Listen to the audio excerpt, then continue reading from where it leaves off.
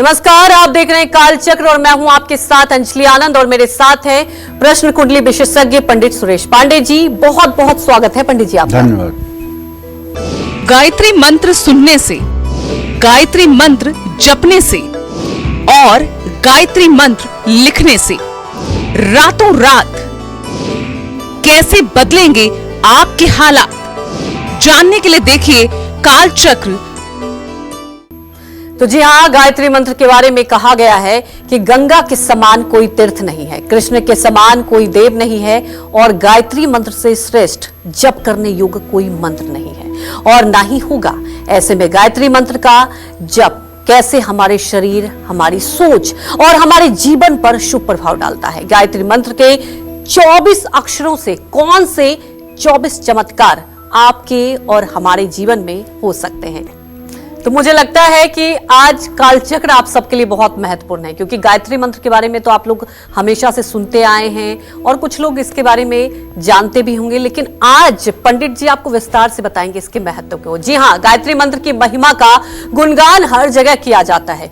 क्यों खास है गायत्री मंत्र और इसके जाप से क्या लाभ मिलता है, आइए इसके बारे में जानते हैं पंडित जी से। पंडित जी बताएं।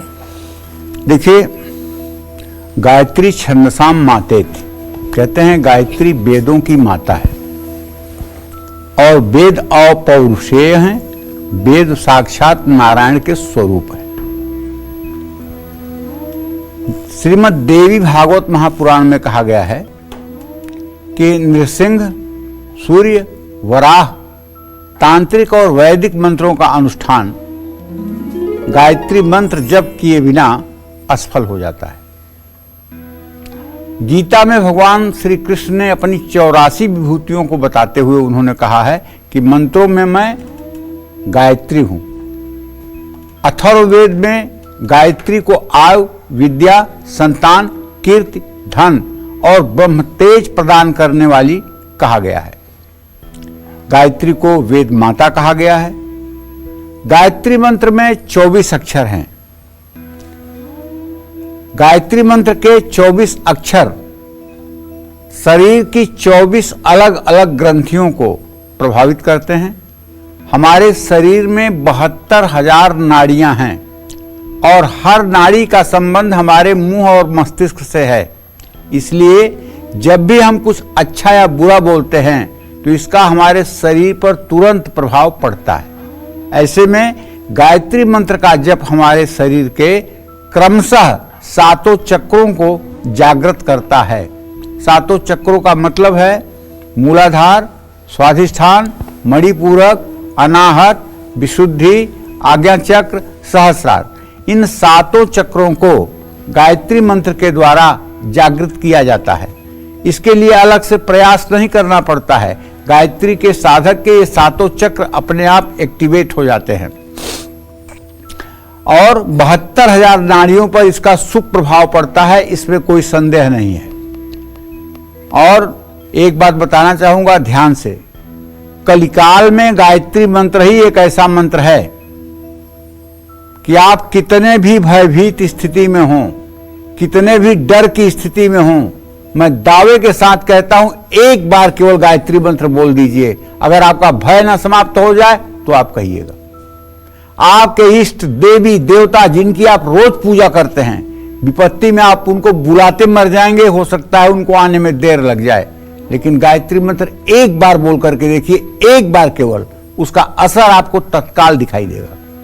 हाँ, एक बात अलग है कि गायत्री की सिद्धि आसान नहीं है।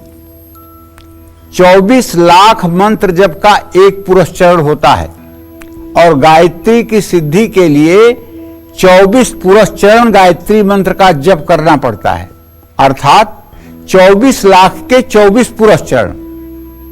अगर कोई व्यक्ति पूरे 12 घंटे रोज जप करे तो उसकी ये साधना 16 सालों में बिना एक दिन बंद किए पूरी होगी, 16 वर्षों में।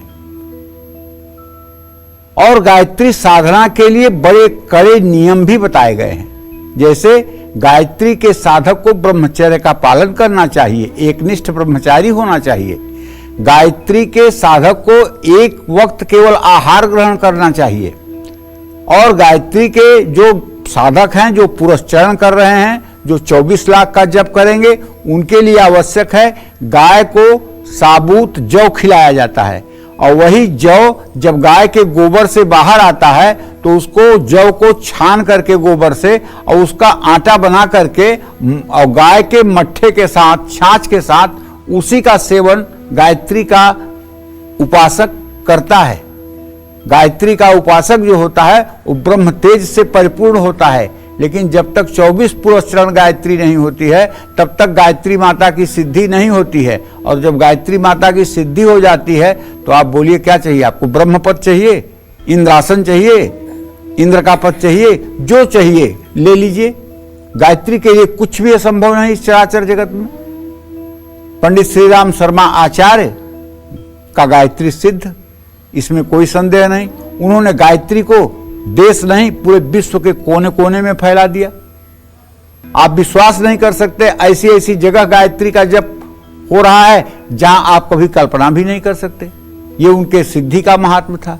तो कहने का आशय यह है कि इस कलिकाल में जबकि लोग तुरंत फल की इच्छा रखते हैं, ऐसे में गायत्री की साधना बहुत कठिन बात है। एक लोग गायत्री की साधना श्री वृंदावन में रह करके करते थे और उन्होंने 23 पुरस्चरण गायत्री किया, लेकिन गायत्री सिद्ध नहीं हुई। वो बनारस चले गए कि गायत्री तो सिद्ध होने वाली नहीं है, बनारस चले गए। वहां उन्होंने साधना शुरू की, 2 घंटा उन्होंने जप किया, तुरंत काल भैरव प्रकट हो गए। वरदान मांगो जो मांगना हो। उन्होंने पूछा आप कौन है? मैं काल भैरव हूं। तो भैरव हैं तो आइए मेरे सामने आइए, जो देना हो मेरे सामने आकर दीजिए। नहीं, मैं तुम्हारे सामने नहीं आ सकता हूं। क्यों नहीं आ सकते हो? तुम्हारे अंदर गायत्री का इतना तेज है कि मैं उसे बर्दाश्त नहीं कर पाऊंगा। अच्छा, गायत्री का तेज तो मेरे अंदर है, तो फिर गायत्री सिद्ध क्यों नहीं हुई? कहें बोले कि सिद्ध होने वाली थी, एक पुरस्चरण और तुम करते तो गायत्री सिद्ध हो जाती। तो बोले अच्छा, अब आपसे मुझे कुछ नहीं चाहिए, आप जाइए, अब मैं फिर जा रहा हूं। और फिर वो वृंदावन आकर के 24वां पुरस्चरण अपना पूरा किए और पूर्ण करके गायत्री माता का साक्षात्कार किए। तो ये बात ध्यान देने योग्य है, गायत्री एक बार भी करने से लाभ देती है, लेकिन इसकी सिद्धि वो परम सिद्ध की अवस्था होती है, विश्वामित्र के कोट की अवस्था होती है। जैसे विश्वामित्र ने एक नए स्वर्ग की रचना शुरू कर दी थी और त्रिशंकु को सशरीर उन्होंने स्वर्ग भेजा था। ये गायत्री मंत्र का तप है।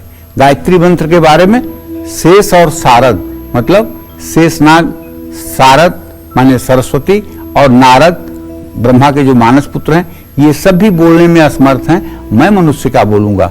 जय मां विंध्यवासिनी। तो जी हाँ, आज कालचक्र में आपको बहुत सारी जानकारियां मिलेगी और इसलिए कहीं मत जाइए, लगातार आप कालचक्र देखते रहिए, क्योंकि गायत्री मंत्र एक ऐसा मंत्र है जो बचपन से ही हम लोग सुनते आ रहे हैं। लेकिन आज पंडित जी आपको उसके चमत्कार के बारे में बताएंगे, उसके महत्व के बारे में बताएंगे। आप लोग लगातार हमारे साथ बने रहिए। हमारी एक दर्शक भी जुड़ चुकी है, प्रिंसी जुड़ चुकी हैं। प्रिंसी, आप अपने सवाल पूछ सकती हैं। पंडित जी नमस्ते। हाँ नमस्ते। पंडित जी मेरे बारे पूछना है। मेरा नाम प्रिंसी है। मेरा जन्म है 19 दिसंबर 96, 1:25 दोपहर का। पंडित जी मेरा सरकारी नौकरी होगी कि नहीं होगी, प्राइवेट में किस चीज में होगी? और दूसरा क्वेश्चन है मेरा मामा का लड़का के बारे में। मेरा मामा मामी नहीं है, उसका है 1 अप्रैल 2009 शाम को 7:20 है। पंडित जी बिल्कुल पढ़ता नहीं है। पंडित जी उसका लाइफ कैसा रहेगा, और नौकरी उकरी करेगा या नहीं करेगा? देखने वाला कोई भी है नहीं पंडित जी, थोड़ा बताइए। शरीर भी सबसे पहले मैं आपको बता देना चाहता हूँ प्रिंसी जी, आपके आजीविका भाव का स्वामी बुध है जो इस समय अष्टम भाव में है। प्राइवेट होगा कि सरकारी ये मैं नहीं कह सकता हूँ, लेकिन टीचिंग का ही जॉब आपको मिलेगा। शिक्षा के क्षेत्र में ही आप कार्यरत रहेंगी और शिक्षा के क्षेत्र में ही आपकी आजीविका होगी। जहाँ तक आपने अपने मामा के बेटे के बारे में प्रश्न पूछा है, तो प्रिंसी मैं बताना चाहूँगा कि आपके मामा के पुत्र भाव का स्वामी बुध है और उससे विद्या भाव का स्वामी शुक्र है। बुध और शुक्र दोनों ग्रहों की स्थिति तृतीय एकादश की है। पढ़ाई करेगा, अभी तो 15 साल का हुआ है, अभी जिम्मेदारी महसूस करेगा, लेकिन अभी जहाँ तक मेरा विचार है 29 मार्च 2025 तक इसको जिम्मेदारी महसूस करने में समय लगेगा। इसको चाहिए कि रोज ये हनुमान चालीसा का पाठ किया करे। अगर ये रोज हनुमान चालीसा का पाठ करेगा तो इसके अंदर परिवर्तन आपको दिखाई देगा। जय मां विंध्यवासिनी। तो गायत्री मंत्र का नियमित जप करने से शरीर को क्या लाभ होता है, शरीर में गायत्री मंत्र किस तरह प्रभाव डालता है, ये जान लेते हैं। पंडित जी बताएं। और पंडित जी, गायत्री मंत्र की बात की जाए, ये मंत्र भी इतना आसान है कि हर कोई इस मंत्र का उच्चारण कर लेता है, और आज आप इसके महत्व के बारे में बता रहे। कई बार हम लोग मंत्र का जप तो कर लेते लेकिन उसके महत्व के बारे में नहीं समझ पाते। देखिए, गायत्री मंत्र का महत्व बताने में तो शेष और सारद नहीं सामर्थ्यवान है। हम क्या बताएंगे। हाँ, हमने जितना रस पाया है, जो हमने मतलब कि अध्ययन किया है, जो हमारे अनुभव में आया है, वो मैं जरूर अपने शब्दों में कह सकता हूँ। पंडित जी, एक मेरे मन में सवाल है। आज हम गायत्री मंत्र के चमत्कार के बारे में बता रहे हैं, तो क्या अगर कोई भी मंत्र का जप नहीं कर पाए, जैसे मैं अपना एग्जाम्पल देती हूँ, ऐसे कई लोग होते हैं जो मंत्रों के बारे में बहुत ज्यादा जानकारी नहीं रखते, अगर गायत्री मंत्र ही सिर्फ वो डेली उच्चारण कर ले तो क्या उन्हें लाभ मिल जाए? कुछ करने की जरूरत नहीं। अच्छा, कुछ करने की जरूरत नहीं। धर्म, अर्थ, काम, मोक्ष चारों पुरुषार्थ की सिद्धि गायत्री करा देती है जी। कुछ भी करने की जरूरत नहीं। अगर गायत्री मंत्र का जप व्यक्ति करता है, सुबह शाम अगर 108 बार भी कर ले तो और कुछ करने की जरूरत नहीं। अपना खान पान, अपना आचार व्यवहार, अपना चरित्र ठीक रखे और गायत्री का 108 बार सुबह शाम जप करे, निश्चित रूप से उसे कुछ करने की जरूरत नहीं है। प्रभु के शरण में उसको, प्रभु के चरण में उसको शरण मिल जाएगी, इसमें कोई दो राय नहीं जी। हाँ, देखो, गायत्री मंत्र के जप से शरीर में वाइब्रेशन होता है। इस वाइब्रेशन से हमारे मन और मस्तिष्क पर सकारात्मक प्रभाव पड़ता है। गायत्री मंत्र का जप करने से ब्लड सर्कुलेशन तेज हो जाता है। गायत्री मंत्र के जप से दिमाग पर सकारात्मक प्रभाव पड़ता है। गायत्री मंत्र के जप से त्वचा की प्रतिरोधक क्षमता बढ़ती है। गायत्री मंत्र का जप करने से मन और मस्तिष्क शांत रहता है। इसके जप से एकाग्रता और याददाश्त मजबूत होती है।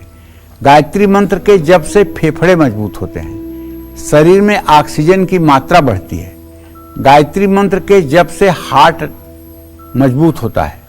तनाव और डिप्रेशन कम होता है। गायत्री मंत्र का जप, गायत्री मंत्र का नियमित जप करने से चेहरे की रौनक बढ़ती है।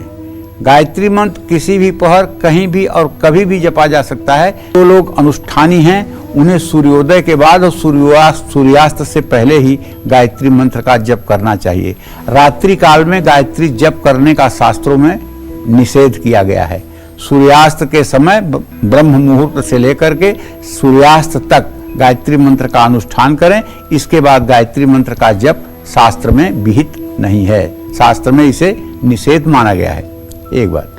दूसरी बात जो मैं कह रहा था कि गायत्री मंत्र का जप करने से चेहरे की रौनक बढ़ती है। क्यों बढ़ती है? इसके पीछे एक बहुत बड़ा कारण है। गायत्री मंत्र के 7 चक्रों के जागृत करने वाले ऐसे बीज हैं। ओम भू, ओम भुवः, ओम स्वः, ओम महः, ओम जनः, ओम तपः, ओम सत्यम। ये 7 अक्षर जाकर के 7 चक्रों को एक्टिवेट कर देते हैं। ओम भू, ओम भुवः, ओम स्वः, ओम महः, ओम जनः, ओम तपः, ओम सत्यम, ओम तत्सवितुर्वरेण्यं भर्गो देवस्य धीमहि धियो यो नः प्रचोदयात्, ओम आपो ज्योतिरसो अमृतम ब्रह्म भूर्भुवः स्वरोम। गायत्री मंत्र के ही द्वारा प्राणायाम किया जाता है। गीता में भगवान कृष्ण ने स्वयं कहा है कि बलों में मैं प्राणायाम हूं। अपनी 84 विभूतियों को बताया है जब उन्होंने, तो उसमें से प्राणायाम को खुद को माना है कि बलों में मैं प्राणायाम हूं और मंत्रों में मैं छंदसाम गायत्री मंत्र हूं। अच्छा, कुछ लोगों के मन में यह भ्रम हो रहा होगा कि ब्रह्म पुराण में लिखा हुआ है कि गायत्री मंत्र का जब जप किया जाए, अनुष्ठान किया जाए, तो वरेण्यम की जगह एकारो जायते इकारः, वरिणियम पढ़ना चाहिए। बिल्कुल ठीक आपने सुना है और यही अर्थ भी सही है। अगर गायत्री मंत्र का आप ज्यादा अनुष्ठान करते हैं, एक माला से ज्यादा करते हैं, तो आपको मंत्र पढ़ना चाहिए ओम भूर्भुवः स्वः तत्सवितुर्वरेण्यं भर्गो देवस्य धीमहि धियो यो नः प्रचोदयात्। और अगर आप एक माला जप करते हैं तो आपको पढ़ना चाहिए ओम भूर्भुवः स्वः तत्सवितुर्वरेण्यं भर्गो देवस्य धीमहि धियो जो नः प्रचोदयात्। ब्रह्म पुराण में तो लिखा हुआ है कि अगर एकार को इकार न किया जाए तो ब्रह्म हत्या का दोष लगता है, ऐसा कुछ हमारे ब्रह्म पुराण का कथन है। तो देखिए, जब हम प्राणायाम करते हैं, मार्कंडेय पुराण के 36वें अध्याय में योग चर्चा है। योग चर्चा में लघु, मध्यम और उत्तम प्राणायाम की चर्चा है। श्वास को खींचना, श्वास को रोकना और श्वास को छोड़ना, पूरक, कुंभक, रेचक, ये नाड़ी शोधन जो प्राणायाम है, इसमें गायत्री की 9 व्याहृतियां होती हैं। वो 9 व्याहृतियां क्या है? ओम भू ओम भू ओम स्व ओम महा ओम जन ओम तप ओम सत्यम ओम तत्सवितुर्वरेण्यं भर्गो देवस्य धीमहि धियो जो नः प्रचोदयात्। ओम आपो ज्योतिषो अमृतम ब्रह्म भूर्भुवः स्वरोम। 3 बार नाभि पर भगवान विष्णु का ध्यान करते हुए, 3 बार हृदय पर भगवान ब्रह्मदेव का ध्यान करते हुए और 3 बार भ्रिकुटी पर भगवान शिव का ध्यान करते हुए 9 आवृत्ति एक ही प्राणायाम के श्वास में ये मंत्र जप किया जाता है। और नाभि पर भगवान विष्णु का 6 दल वाले नीले कमल के फूल पर कल्पना की जाती है और 16 दल कमल का भूरे रंग का पुष्प है, उस पर भगवान चतुर्मुख ब्रह्मा का ध्यान किया जाता है। द्विदल सफेद पंखुड़ियों वाला कमल है जिस पर भगवान शिव का ध्यान किया जाता है। ये तीनों ध्यान करते हुए जब 5 बार सुबह 5 बार शाम जो प्राणायाम कर लेता है, उसके जीवन के सारे दुख, विकार, सारे प्रारब्ध जल करके ऐसे नष्ट हो जाते हैं जैसे दावाग्नि में सामान्य वस्तुएं जलती हैं। तो निश्चित रूप से गायत्री कलयुग में अमृत है और ये हर युग में अमृत रही है, इसलिए गायत्री का सभी को सेवन करना चाहिए। गायत्री का जप सभी को करना चाहिए। अगर ज़्यादा नहीं कर सकते हैं तो इसमें 24 अक्षर हैं, 24 बार तो जरूर करना चाहिए। जय मां विंध्यवासिनी। जी हाँ, तो जैसा कि पंडित जी बता रहे हैं कि सभी को गायत्री मंत्र का जप करना चाहिए और इसके महत्व को भी आज पंडित जी विस्तार से बता रहे हैं। तो गायत्री मंत्र में 24 अक्षर है और इन 24 अक्षरों में बहुत ही शक्ति है। ऐसे में गायत्री मंत्र के जप से सिर्फ सेहत पर ही नहीं बल्कि जीवन पर भी सकारात्मक प्रभाव होता है। किस परेशानी में कैसे करें गायत्री मंत्र का जप, आइए ये भी जान लेते हैं पंडित जी से। पंडित जी बताएं। गायत्री मंत्र के 24 अक्षरों में 24 बीज मंत्र हैं और इसलिए अलग अलग परेशानियों में अलग अलग बीज मंत्र का संपुट गायत्री मंत्र के साथ लगाकर जप करने से परेशानियों से मुक्ति मिलती है। जैसे जिन लोगों को विरोधियों के कारण अपने जीवन के हर क्षेत्र में परेशानियों का सामना करना पड़ रहा है, उनको मंगलवार, रविवार या अमावस्या को लाल रंग के कपड़े पहनकर माँ गायत्री का ध्यान करते हुए क्लीम ओम भूर्भुवः स्वः तत्सवितुर्वरेण्यं भर्गो देवस्य धीमहि धियो यो नः प्रचोदयात् क्लीम, इस गायत्री मंत्र का 108 बार जप करना चाहिए। विरोधियों पर विजय मिलेगी, दोस्तों से रिश्ते अच्छे रहेंगे, परिवार में एकता रहेगी, कानूनी मामलों में जीत मिलेगी। ये सब कुछ उपाय हैं, लेकिन अगर आप कोई उपाय न करें और सिर्फ सीधे सीधे गायत्री करें, ओम भूर्भुवः स्वः तत्सवितुर्वरेण्यं भर्गो देवस्य धीमहि धियो यो नः प्रचोदयात्, तो जानते हैं अगर आप एंजाइटी के पेशेंट हैं, अगर आपको डिप्रेशन है, अगर आपको नींद की गोलियां खानी पड़ रही हैं, अगर आपका मानसिक संतुलन हर समय खराब रहता है, तो विश्वास कीजिए, मैं अतिशयोक्ति की बात नहीं कह रहा हूं, आजमाई हुई बात कह रहा हूं, आजमाई हुई बात कह रहा हूं। आप सिर्फ और सिर्फ सूर्य को जल देने के बाद अपने घर के पूजा स्थान में पूरब मुंह खड़े होकर के दोनों हाथ ऊपर उठा करके और गायत्री मंत्र 24 बार हंसते हुए बोल दीजिए। मैं दावा करता हूं पहले दिन से अगर आपकी एंजाइटी कम न होने लगे तो आप बताइएगा। आप तंत्र मंत्र, जादू, टोना टुटका, भूत प्रेत, पिशाच, इन बाधाओं से अगर ग्रसित हैं तो आप सिर्फ और सिर्फ 3 बार गायत्री मंत्र पढ़ करके और जल में फूंक लगा करके उस जल का आप पान कर लीजिए। अगर तत्काल आपको राहत मिल जाए तो आप बताइएगा। गायत्री मंत्र बहुत चमत्कारी मंत्र है। मैं तो कह रहा हूं शेष और शारद मतलब सरस्वती और शेषनाग भी इसकी महिमा नहीं कह सकते, फिर मैं क्या कहूंगा। लेकिन जो मैंने जीवन में अनुभव किया है, कठिन से कठिन परिस्थितियों में माता गायत्री ने साथ दिया है, ये मैं आपको बता रहा हूं, अपने हृदय की बात बता रहा हूं, इसमें कोई संदेह नहीं। ये मंत्र कलयुग में कल्प वृक्ष है। जैसे कल्प वृक्ष के नीचे किसी चीज की कामना करते ही मनोकामना पूरी हो जाती है, उसी तरह से गायत्री मंत्र है।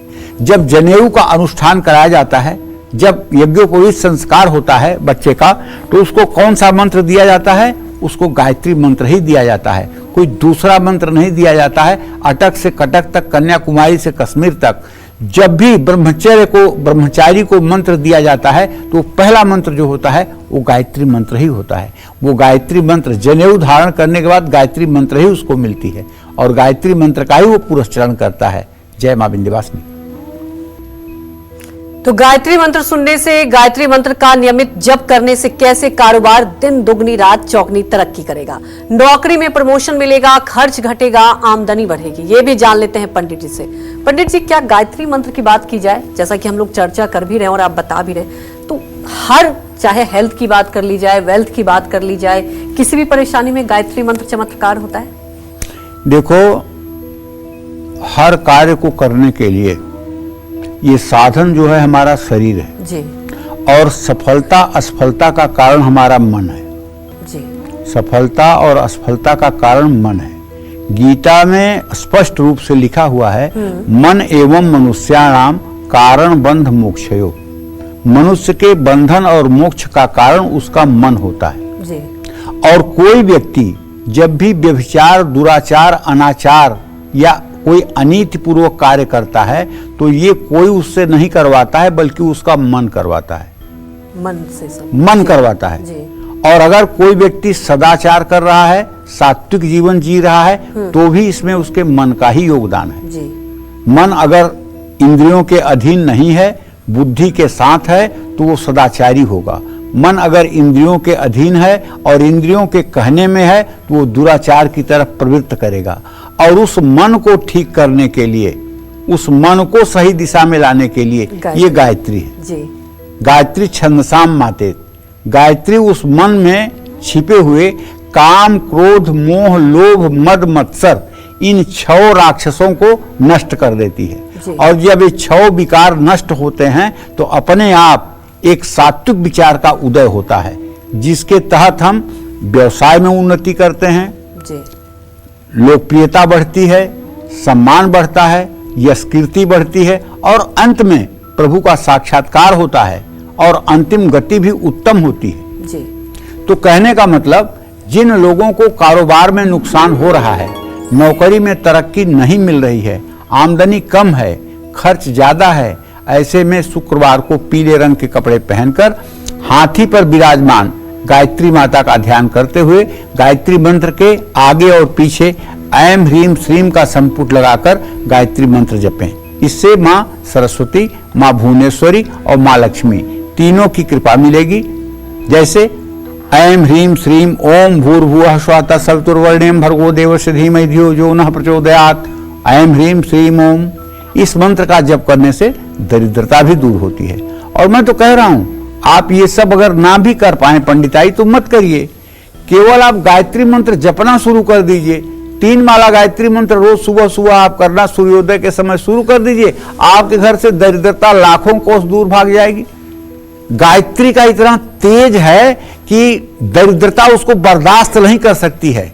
दरिद्रता को जलना पड़ेगा गायत्री के तेज के सामने। गायत्री करने वाले व्यक्ति से कोई आंख में आंख मिला सकता है? गायत्री में वो ताकत है।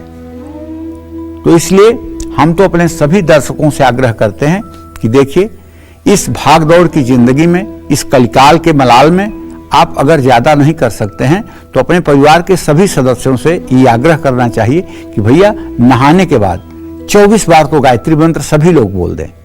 अगर 24 बार गायत्री मंत्र बोलेंगे तो इसमें ज्यादा से ज्यादा 2 मिनट का समय लगेगा। और अगर आप 50 साल के ऊपर आपकी उम्र हो गई है और भगवान आपके पास थोड़ा सा समय दिए हैं कि आप पूजा पाठ कर सकते हैं, तो अगर गायत्री मंत्र का अजपा जप करें। अजपा जप कैसे होता है जानते हैं? ओम भूर्भुवः स्वः तत्सवितुर्वरेण्यं, ये सोचते हुए श्वास को नाभि तक ले जाएं। भर्गो देवस्य धीमहि धियो यो नः प्रचोदयात्, ये सोचते हुए श्वास को बाहर ले आएं और नासिका के अग्रभाग पर आंख बंद करके ध्यान करें।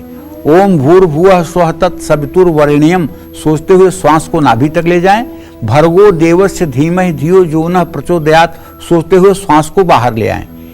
ये क्रम अगर आपने कर लिया और 12 माला या 24 माला आपने जप कर लिया तो आप इसका परिणाम 40 दिन में देखिए। आपके चेहरे की कांति करोड़ों सूर्य के समान दमकेगी। एंजाइटी और डिप्रेशन जैसी कोई प्रॉब्लम आपके जीवन में हो ही नहीं सकती।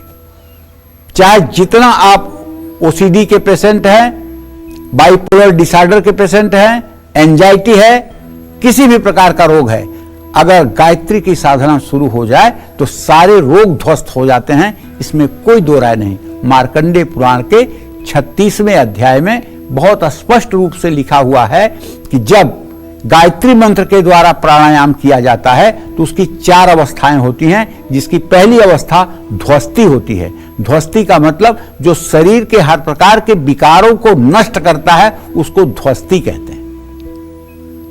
आप भी अगर शारीरिक रोग से और शारीरिक पीड़ा से व्यथित हैं तो आपको भी गायत्री का अनुष्ठान करना चाहिए। जय मां विंध्यवासिनी। किसी भी वैदिक मंत्र का अनुष्ठान बिना गायत्री मंत्र के जप के पूरा नहीं हो पाता। गायत्री मंत्र महामंत्र है, इसलिए आज पंडित सुरेश पांडे जी हमें बता रहे हैं कि कैसे गायत्री मंत्र का जप करने से ना सिर्फ अच्छी सेहत मिलती है बल्कि जीवन में कई परेशानियां भी दूर हो जाती है। आपकी शादी में देरी हो रही है या शादी होने के बाद भी आपके जीवन में कोई सुख नहीं है, तो ऐसे में गायत्री मंत्र का किस दिन और कैसे जप करें ये जानते हैं। पंडित जी बताएं। देखिए, अगर आपके विवाह में देरी हो रही है, बात बनते बनते बिगड़ जाती है या वैवाहिक जीवन में भी परेशानियों का सामना करना पड़ रहा है तो सोमवार को सुबह पीले रंग के वस्त्र धारण करके पूर्व दिशा की ओर मुंह करके सूर्य को अर्घ्य देने के बाद गायत्री मंत्र के आगे और पीछे ह्रीम बीज मंत्र लगाकर जप करने से शादी में आ रही सभी रुकावटें दूर होंगी और मां भुवनेश्वरी की कृपा भी मिलेगी, क्योंकि ह्रीम जो है ये 10 महाविद्या में मां भुवनेश्वरी का मंत्र है और इसका 32 लाख पुरस्चरण करने पर मां भुवनेश्वरी साक्षात अपने साधक को दर्शन देती है, ऐसा हमारे शास्त्रों की मान्यता है। शाक्त प्रमोद में स्पष्ट रूप से माता भुवनेश्वरी का जो मंत्र लिखा हुआ है वो ह्रीम है, केवल एक अक्षर ह्रीम, ये माता भुवनेश्वरी का मंत्र है। इसको माया बीज भी कहते हैं, इसको माया बीज भी कहते हैं क्योंकि दिव्य अथर्वशीर्ष में इसका नाम जो है माया बीज के नाम से आता है और माया बीज के नाम से ही ये प्रचलित है। देवी भागवत में बहुत वर्णन माया बीज का आया है। तो वैवाहिक जीवन भी सुखी रहेगा। जैसे ह्रीम ओम भूर्भुवः स्वः तत्सवितुर्वरेण्यं भर्गो देवस्य धीमहि धियो यो नः प्रचोदयात् ह्रीम, ये मंत्र ये विवाह के अवरोध को दूर करता है और उत्तम जीवन साथी या उत्तम जीवन संगिनी की प्राप्ति कराता है। जय मां विंध्यवासिनी। अगर आपके जीवन में संतान सुख नहीं है, बच्चे बीमार रहते हैं या आपको इज्जत नहीं देते, तो आपको इस परेशानी से भी मिल सकती है मुक्ति। संतान सुख पाने के लिए आपको कब और कैसे करना है गायत्री मंत्र का जप, ये भी जान लेते हैं पंडित जी से। बताएं पंडित जी। देखिए, मैं तो कह रहा हूं कि इस चराचर जगत में देवी प्रपन्नार्ति हरे प्रसीद प्रसीद विश्वेश्वरी पाहि विश्वम त्वमेश्वरी देव चराचरस्य। देवी प्रपन्नार्ति हरे प्रसीद प्रसीद विश्वेश्वर पाहि विश्वम त्वमेश्वरी देवी चराचरस्य। ये चराचर जगत में यही गायत्री माता व्याप्त हैं। इस चराचर जगत में यही गायत्री माता व्याप्त हैं। इस अणु अणु में, इस प्रत्येक परमाणु में गायत्री की शक्ति है। पूर्व जन्म के प्रारब्ध के अनुसार जन्म कुंडली में पंचम भाव दूषित होने पर, पंचमेश के अस्त होने पर लोगों को संतान सुख में बाधा पहुंचती है। कुंडली में सूर्य और मंगल का अष्टम भाव में जाने पर, कुंडली में केतु के पंचम भाव में जाने पर, एकादश भाव में राहु जाने पर, मंगल राहु की युति होने पर संतान सुख में विलंब होता है, संतान सुख की प्राप्ति नहीं हो पाती है। शुक्र के अस्त होने पर, शुक्र के नीच राशि होने पर नपुंसकता आती है, संतान की प्राप्ति नहीं होती है। ऐसे में जिन लोगों को जीवन में संतान का सुख का अभाव है, पहली बात, ऐसे लोगों को सुयोग्य चिकित्सक से भी परामर्श लेना चाहिए। और अगर आपका संतान रोगग्रस्त है या संतान माता पिता से प्रेम नहीं करती है तो ऐसे में पति पत्नी दोनों को सफेद रंग के वस्त्र धारण करके गायत्री मंत्र के आगे और पीछे क्लीम बीज मंत्र लगाकर जपने से बहुत लाभ मिलेगा। अगर बच्चा छोटा है और बीमार रहता है, आए दिन कोई न कोई समस्या है, तो आप एक छोटा सा उपाय कर सकते हैं। मौसम के हिसाब से पानी को गर्म ठंडा करके और तांबे के छोटे से लोटे से 24 बार गायत्री मंत्र बोलते हुए अगर बच्चे को गंगा जल डालकर जल से स्नान कराया जाए और ये उपाय 24 दिन तक कर दिया जाए तो बच्चे की असाध्य से असाध्य बीमारी भी ठीक हो जाती है।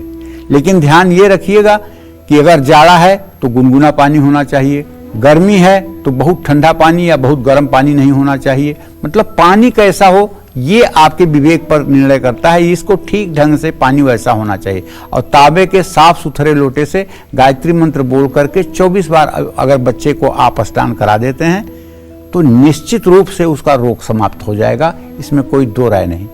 क्लीम ओम भूर्भुवः स्वः तत्सवितुर्वरेण्यं भर्गो देवस्य धीमहि धियो यो नः प्रचोदयात्। क्लीम ये काम बीज है। किसी कामना की पूर्ति के लिए जब भी किसी मंत्र के पहले क्लीम लगाया जाए तो आपको समझ जाना चाहिए कि कामना बीज है। ऐम जो है वाक बीज है, वाणी का बीज है। ह्रीम माया बीज है। क्लीम जो है ये काम बीज है, कामना का बीज है। गायत्री मंत्र के पहले और अंत में क्लीम लगाने से भगवान कृष्ण की विशेष कृपा मिलेगी। जैसे एक मंत्र है ओम क्लीम कृष्णाय नमः। अगर इस मंत्र का कोई व्यक्ति 5 लाख जप कर ले तो मैं दावे के साथ कहता हूं जो सबसे लंबी यात्रा आपकी होने वाली है ना, जिस यात्रा में आप जाएंगे तो जाएंगे, उस यात्रा का आपको टिकट भी मिल जाएगा, रिजर्वेशन भी मिल जाएगा। वहां जाने के बाद आपको कौन रिसीव करेगा, कौन आपका स्वागत करेगा, कहां आपको रुकाया जाएगा, सारी व्यवस्था यहीं रहते हुए आपका हो जाएगा। कहीं ऐसा ना हो कि यहाँ का सिक्का और यहाँ का पैसा तो वहां चलना नहीं है। कहीं ऐसा ना हो कि स्टेशन पर बेटिकट आप उतर जाएं और कोई आपका परिचित ना हो, कोई आपको जानने वाला ना हो। आप क्या करेंगे जरा सोच के देखिए। और अगर स्टेशन पर आपको उतारने के लिए 4 लोग आए हैं, आगवानी के लिए 10 लोग आए हैं, आपके लिए अच्छी गाड़ी सजा कर रखी गई है, आपको अच्छे गेस्ट हाउस में रुकाया जा रहा है, उस आनंद को सोचिए। और उस आनंद को प्राप्त करने के लिए भागवतिक धन होना बहुत जरूरी है। और वो भागवतिक धन सिर्फ और सिर्फ तप से प्राप्त हो सकता है। और तपस्या जो है मंत्रों के द्वारा होता है। मंत्रों का जप तपस्या का मूल उद्देश्य और मूल मतलब की जो है मंत्र है। तो इसलिए सभी लोगों को चाहिए कि यहाँ जो कुछ हो रहा है होने दो ना, चिंता छोड़ो, आगे की सुध ले। बीती ताहि बिसारी दे, आगे की सुध ले। आगे के बारे में सोचो, अपने अंतिम यात्रा के बारे में सोचो। 2 दिन के लिए कहीं जाते हो तो 4 सेट कपड़े रख लेते हो, ब्रश मंजन जिब्भी सारी चीजें रख लेते हो। और एक लंबी यात्रा पर जाना है, उसकी परवाह ही नहीं है कि उसका टिकट है मेरे पास, नहीं है। वहां जाऊंगा, किससे मिलूंगा, किसको पकड़ूंगा, किससे हंसूंगा, किससे रोऊंगा, कोई नहीं हुआ आपका। इतने अनाथ होकर जा रहे हो तो यहीं से निश्चित करो ना कि वहां जाने के बाद आपको कृष्ण मिले, वहां जाने के बाद आपकी व्यवस्था हो, वहां जाने के बाद आपकी दुर्गति न हो। सदाचार पूर्वक जीवन जीते हुए और ओम क्लीम कृष्णाय नमः का 5 लाख मंत्र जप कर लीजिए, निश्चित रूप से वो आपका हाथ पकड़ लेंगे। इसमें कोई अतिशयोक्ति नहीं। ऐसा मैंने संतों के मुंह से सुना है, सिद्ध संतों के मुंह से सुना है। और ये बात अक्सर परम पूजनीय प्रातः स्मरणीय स्वामी प्रेमानंद जी महाराज वृंदावन में हैं, वो ये बात रोज अपने सत्संग में कहते हैं कि अपना खान पान चरित्र ठीक करके अगर आप भगवान के शरणागत हो जाएंगे तो भगवान आपकी रक्षा करेंगे और भगवान आपको उत्तम गति देंगे। जय मां विंध्यवासिनी। तो चर्चा को आगे बढ़ाएंगे, लेकिन उसके पहले हमारे एक दर्शक मुस्कान समस्तीपुर बिहार से जुड़ चुकी हैं। मुस्कान, आप अपने सवाल पूछिए। पंडित जी, मेरा 2 प्रश्न है, मैं पूछना चाहती हूँ। पहला प्रश्न ये है पंडित जी, जो झाड़ू किस दिशा में रखना चाहिए? और झाड़ू 3-4 झाड़ू एक साथ रख सकते हैं? क्योंकि घर में कभी कभी कोई आता है तो बोलता है झाड़ू खड़ा करके नहीं रखना चाहिए, इस दिशा में नहीं रखना चाहिए। और दूसरा प्रश्न ये है, जो मेरे मम्मी को ना उनके गुरुजी उजला कलर के शालिग्राम भगवान दिए थे, तो क्या वो ठीक है या नहीं? और क्या शुक्रवार को माँ लक्ष्मी को दूध जल से अभिषेक कर सकते हैं रोज शुक्रवार को? पहला प्रश्न तुम्हारा मैं नहीं सुन पाया मुस्कान। पहला प्रश्न ये है कि झाड़ू किस दिशा में रखना चाहिए, और 3-4 झाड़ू एक साथ रख सकते हैं? नहीं तो घर में कोई आता है तो ठीक बोलता है। तो देखो बेटा, झाड़ू जो होता है हमारे सनातन धर्म में उसको लक्ष्मी का स्वरूप माना जाता है।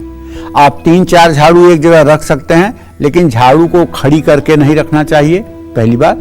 दूसरी बात, झाड़ू को ऐसे जगह नहीं रखना चाहिए जिस पर सबकी नजर पड़े, और झाड़ू को बेड के नीचे नहीं रखना चाहिए, ये बात भी ध्यान देने योग्य है। झाड़ू को ऐसी जगह रखना चाहिए जहां सिर्फ आप जानते हो, आप उसको आसानी से अंधेरे में भी निकाल सकें।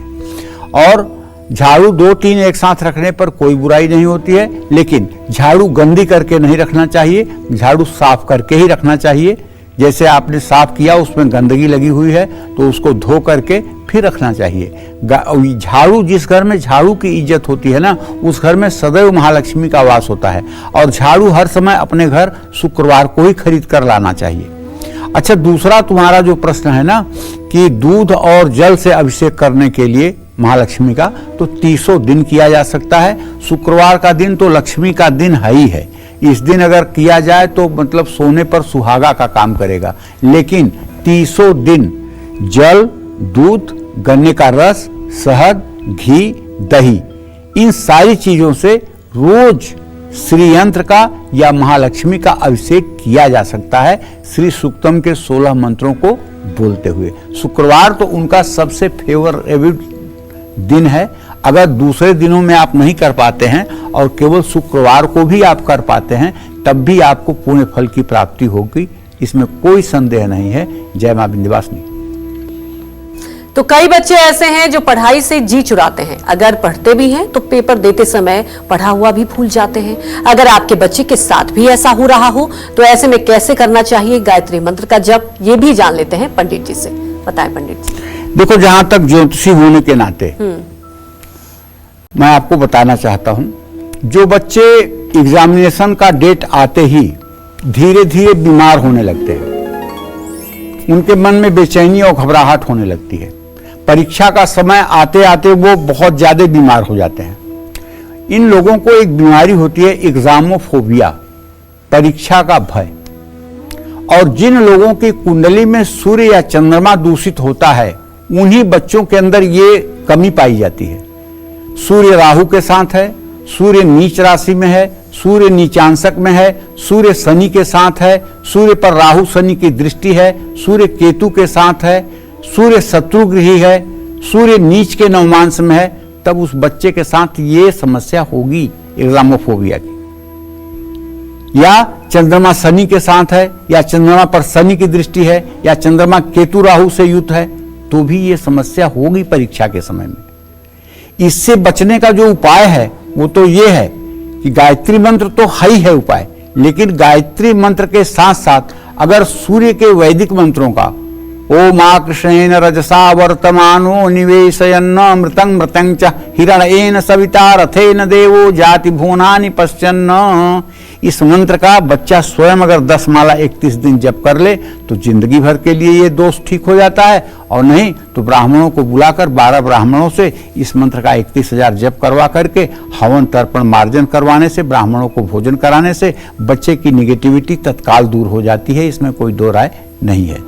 और अगर पढ़ाई में मन नहीं लगता है, एकाग्रता बहुत कमजोर होने से मन भटकता है, जो पढ़ते हैं वो लिख नहीं पाते हैं, तो ऐसे बच्चों को हर दिन गायत्री मंत्र का जप करना चाहिए। ज्यादा परेशानी हो तो गायत्री मंत्र के आगे और पीछे ऐंग बीज मंत्र, ये देखिए सरस्वती का बीज मंत्र है, लगाते हुए गायत्री मंत्र जपना चाहिए। ऐम ओम भूर्भुवः स्वः तत्सवितुर्वरेण्यं भर्गो देवस्य धीमहि धियो यो नः प्रचोदयात्। ऐंग बीज मंत्र जो है मां सरस्वती का ही बीज मंत्र है, ठीक है। नवाड़ मंत्र में आता है ना, ओम ऐम ह्रीम क्लीम चामुंडाय विच्चे, ये 9 अक्षर के मंत्र जो है नवाड़ मंत्र हैं। ये देवी भागवत में वर्णन आता है कि भगवान कृष्ण की प्राण स्वरूपा देवी राधा हैं और बुद्धि स्वरूपा देवी दुर्गा हैं। और राधा का मंत्र है श्री राधाय स्वाहा और दुर्गा का मंत्र है ऐम ह्रीम क्लीम चामुंडाय विच्चे। ओम पहले लगा लीजिए प्रणव है और अंत में नमः लगा लीजिए पल्लव है, इसमें दोष नहीं होगा। ऐसा ही दुर्गा कल्पद्रुम में लिखा हुआ है, उसका प्रमाण है। तो विज्ञा ज्ञान और वाक सिद्धि मिलेगी ये सब उपाय करने से, और आप प्रसन्न चित्त होकर जीवन व्यतीत करेंगे। तो जिन लोगों की सेहत बहुत खराब है, दवाई खाकर भी आराम नहीं मिल रहा है, ऐसे लोगों को गायत्री मंत्र के जप से कैसे लाभ मिल सकता है ये जानते हैं। पंडित जी, हेल्थ के लिए तो मुझे लगता है कि सबसे पहले हर कोई चाहता है कि उसका हेल्थ अच्छा हो, तो ये भी जरा आप बताएं कि उसे किन स्थितियों में और कैसे जप करना चाहिए। किसी रोग के कारण अगर आप परेशान हैं तो गायत्री उसके लिए अमोघ औषधि है। जी। किसी रोग के कारण आप परेशान हैं, आपकी बीमारी का सही इलाज नहीं मिल पा रहा है, आपकी बीमारी बिगड़ रही है, आराम नहीं मिल पा रहा है, तो ऐसे में एक तांबे के लोटे में जल भरकर उसके सामने लाल आसन बिछाकर बैठ जाइए। गायत्री मंत्र के आगे और पीछे ह्रौम बीज मंत्र लगा करके जप करिए। ह्रौम ओम भूर्भुवः स्वः तत्सवितुर्वरेण्यं भर्गो देवस्य धीमहि धियो यो न प्रचोदयात् ह्रौम ओम।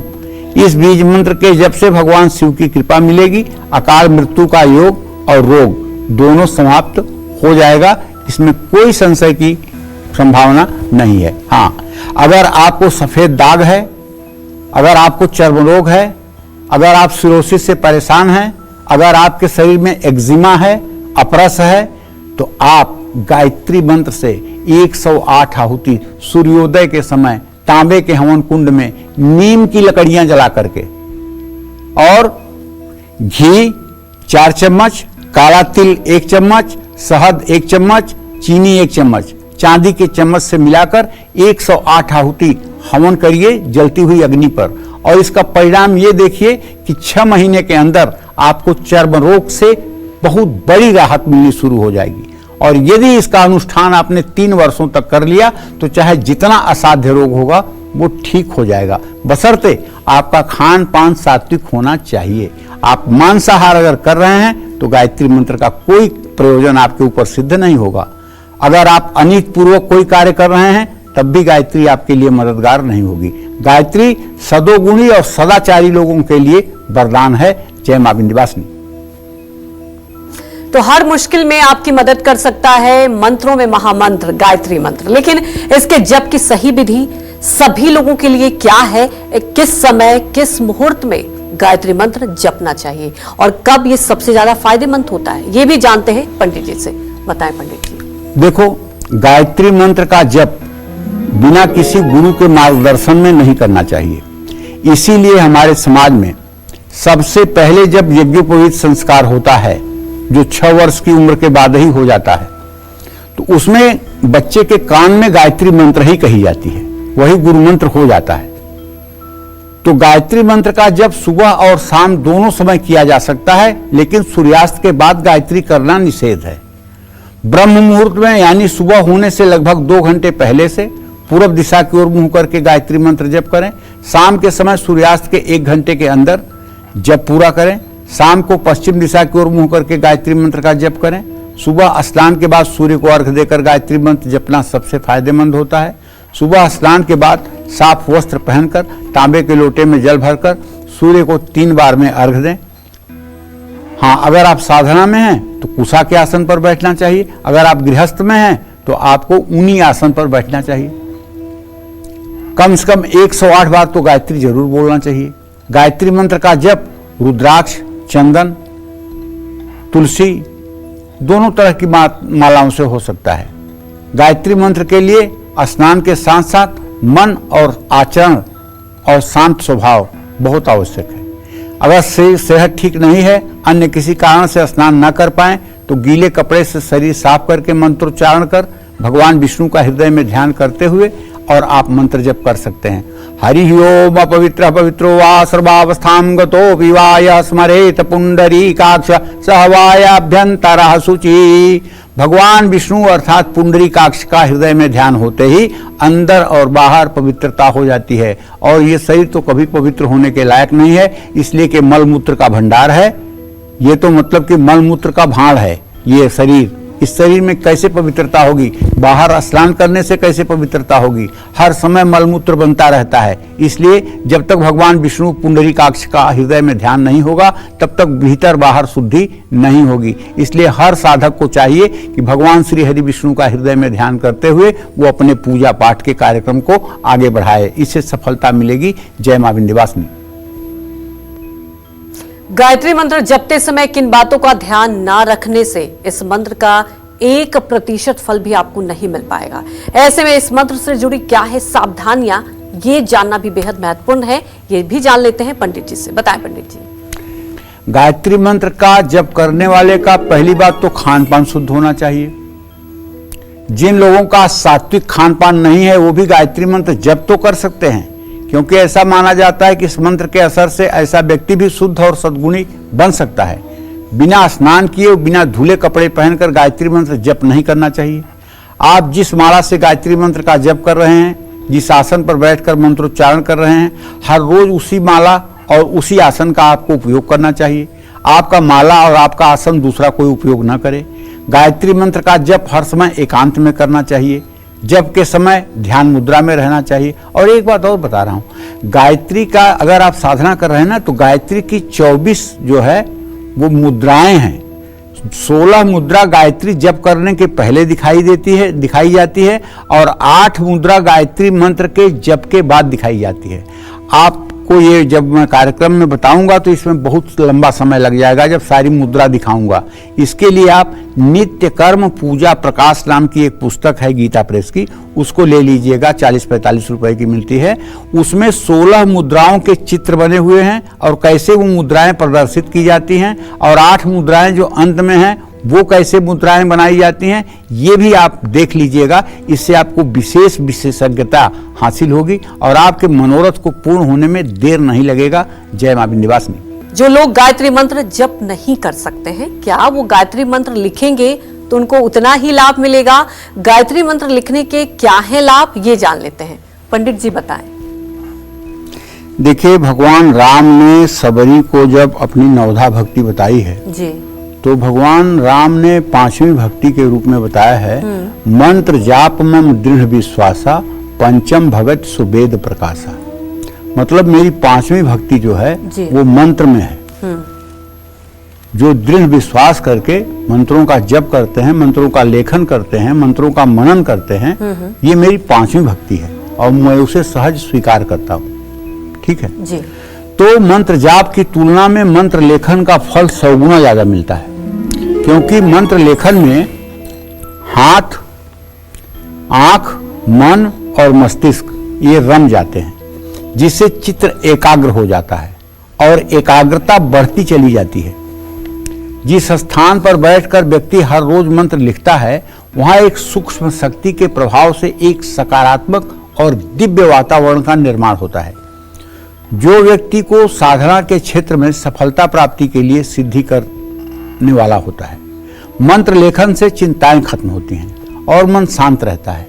मंत्र योग का ये तरीका मंत्र जप की तुलना में ज्यादा फायदेमंद है। एक बात आपको बताऊं, अगर आपको ये महसूस होता है कि घर के बाहर आप रहते हैं तो खुश रहते हैं और घर में जाते ही आप उदास हो जाते हैं, घर का निगेटिव वाइब्रेशन है, तो आप घबराइए मत।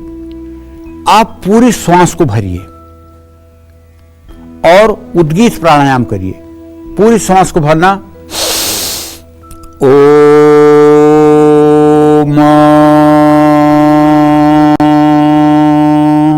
इस तरह से पूरी श्वास को ओम में निकालते हुए 5 बार अगर आप बैठ करके करें पूरा मुंह करके, तो आपके घर की निगेटिविटी बहुत जल्दी खत्म हो जाएगी।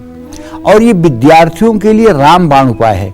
विद्यार्थी जहां पढ़ते हैं वहां उन्हें 5 बार सुबह 5 बार शाम उद्गीत प्राणायाम करना चाहिए, जिससे उनकी आसन सिद्धि हो जाए और वो ज्यादा समय तक बैठ करके पढ़ पाए।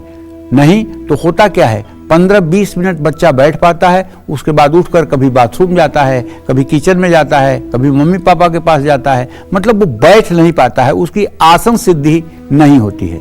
और जब तक आसन सिद्धि नहीं होती है तब तक वो चाहे पढ़ाई हो चाहे साधना हो, कहीं भी सिद्धि नहीं मिलती है। आसन सिद्धि होना बहुत जरूरी है और आसन सिद्धि के लिए ये उद्गीत प्राणायाम अगर आप करेंगे, वहाँ का वायुमंडल अगर सकारात्मक होगा तो निश्चित रूप से आपका मन लगेगा और आप प्रसन्नता पूर्वक पूरे आह्लाद के साथ आप बैठ करके अध्ययन भी करेंगे, साधना भी करेंगे। इसलिए सभी लोगों को चाहिए कि चाहे आप साधना के क्षेत्र में हैं और चाहे आप पढ़ाई के क्षेत्र में हैं, आपको गायत्री मंत्र का जप का आश्रय लेना चाहिए और ओंकार से आपको उद्गीत प्राणायाम करना चाहिए।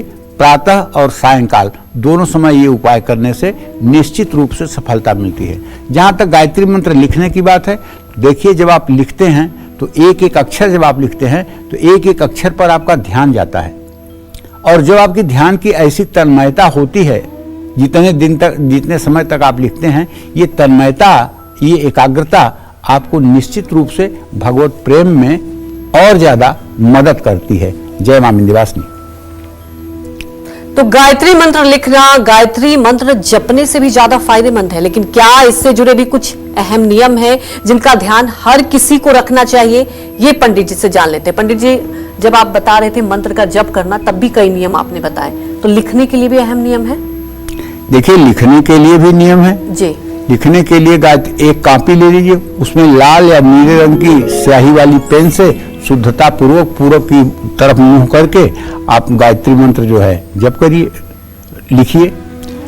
और जब 24,000 मंत्र पूरे हो जाएं तो ये कॉपी गायत्री मंदिर में भेंट कर दीजिए। मंत्र लेखन करते समय किन बातों का ध्यान रखना चाहिए, ये भी ध्यान दीजिए। लेखन करते समय गायत्री मंत्र के अर्थ का मन ही मन चिंतन करें। मंत्र लेखन में जल्दबाजी न करें, स्पष्ट और शुद्ध मंत्र लेखन करें। जैसे किताब में मंत्र लिख रहे हैं, उसकी शुद्धता का ध्यान रखें।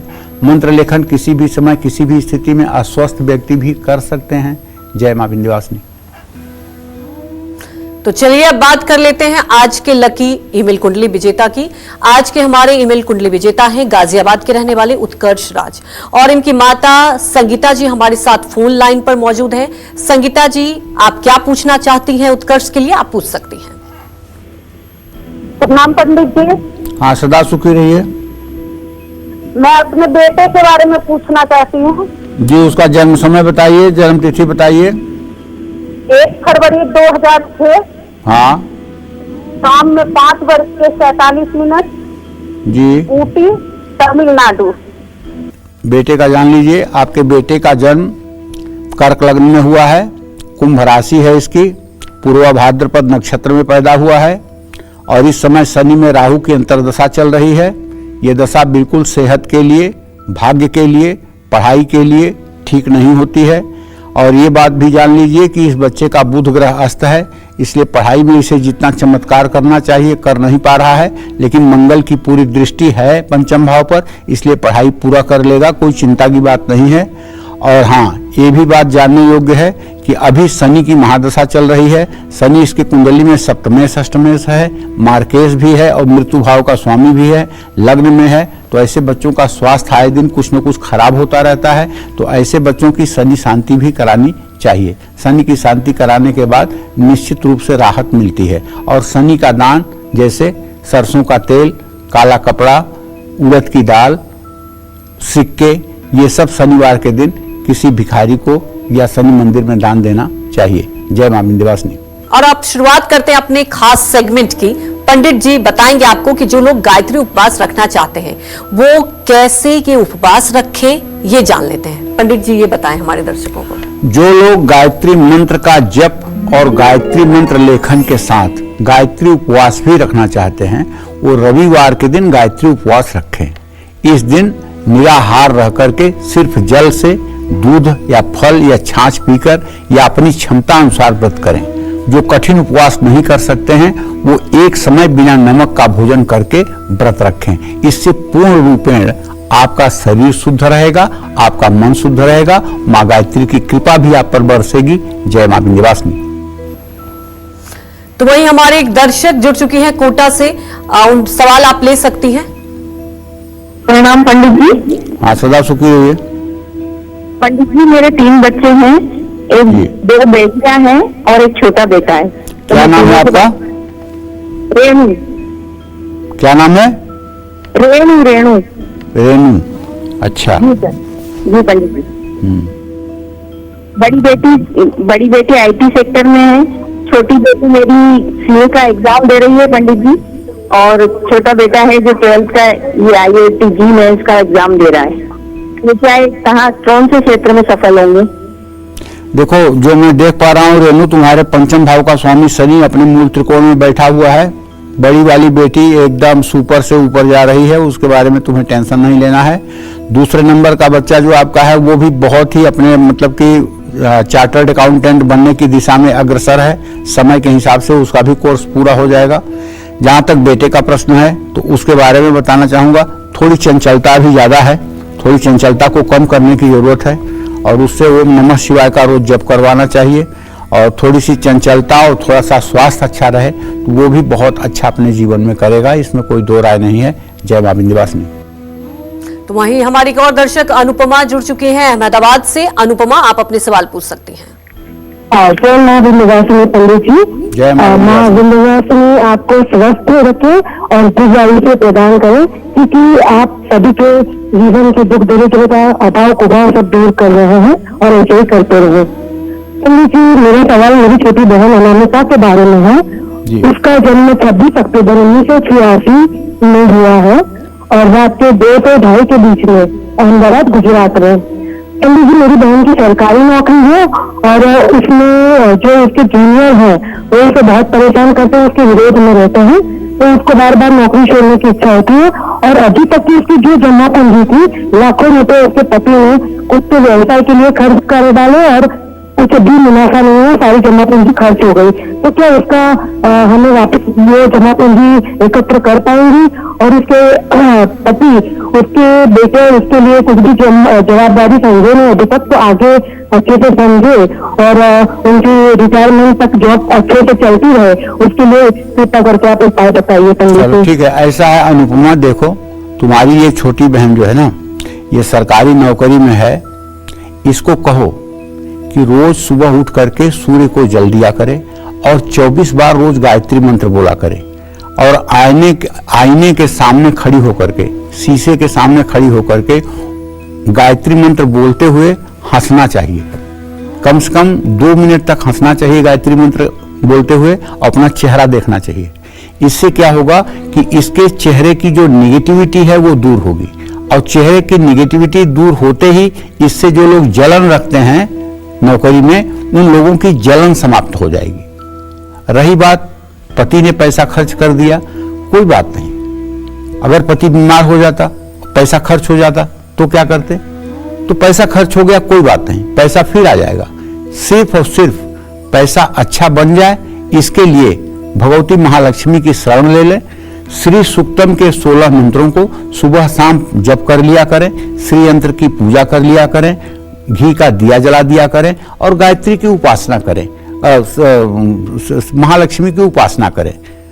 और महालक्ष्मी से ये कहें कि ये इनके पति के भी पुरुषार्थ में वृद्धि करें, जिससे परिवार का जीवन मंगलमय हो। अगर महालक्ष्मी के शरण में हो जाएंगी और उनकी उपासना करेंगी तो न बेटे के भविष्य की चिंता रहेगी, न पैसे की चिंता रहेगी, न पति के भविष्य की चिंता रहेगी। सारी परेशानियां दूर हो जाएंगी, जीवन एकदम सुखमय हो जाएगा। जय मां विंध्यवासिनी। पंडित जी, आज हमारे दर्शकों को आपने इतनी महत्वपूर्ण जानकारी दी, आपका बहुत बहुत धन्यवाद। धन्यवाद। और उम्मीद यही करते हैं कि आपको भी हमारा विषय बहुत पसंद आया होगा। कल फिर एक नए विषय और आपकी परेशानियों को दूर करने के लिए ढेरों उपाय लेकर आएंगे हम पंडित सुरेश पांडे जी के साथ। तब तक कालचक्र की पूरी टीम को आप अनुमति दीजिए। देश दुनिया की खबरों को देखते रहने के लिए आप देखते रहिए News 24। नमस्कार।